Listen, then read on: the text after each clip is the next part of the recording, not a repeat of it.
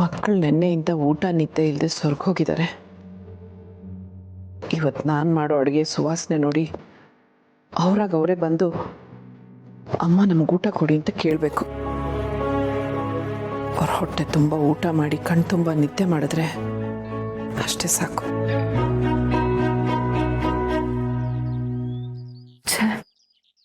ನಾನು ತಪ್ಪು ಮಾಡಿಬಿಟ್ಟೆ.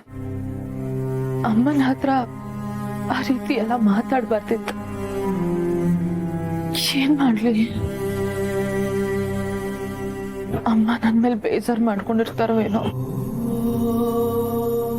ಅವ್ರಿಗೆ ಫೋನ್ ಮಾಡಿ ಮಾತಾಡ್ಲಾ? ಅವ್ರು ನನ್ನ ಕಾಲ್ ರಿಸೀವ್ ಮಾಡ್ದಲೇ ಇದ್ರೆ ಚಚ್ಚ, ಅಮ್ಮ ಹಾಗೆಲ್ಲ ಮಾಡಲ್ಲ. ಅವ್ರು ಖಂಡಿತ ನನ್ನ ಫೋನ್ ರಿಸೀವ್ ಮಾಡ್ತಾರೆ.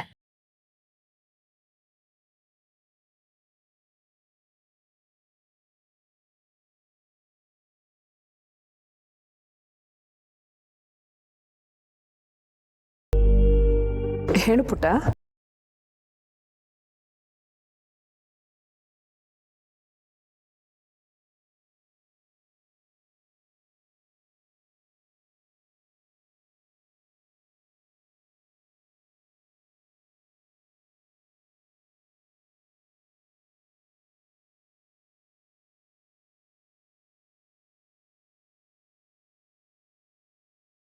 ತಗೊಳ್ಳೋ ಅವಳ ಗುಣದ ಬಗ್ಗೆ ನನಗೆ ಯಾವತ್ತಿಗೂ ಪ್ರೀತಿ ಇದೆ.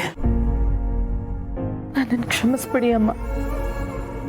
ನಾನು ಆವೇಶದಲ್ಲಿ ಏನೇನೋ ಮಾತಾಡ್ಬಿಟ್ಟೆ.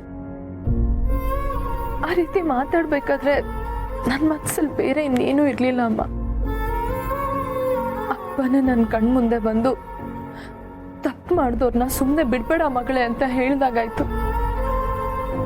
ಆ ಶಾರ್ವರಿಗೆ ಶಿಕ್ಷೆ ಕೊಡ್ಸೋದು ಒಂದೇ ನನ್ನ ತಲೆನಲ್ಲಿತ್ತು.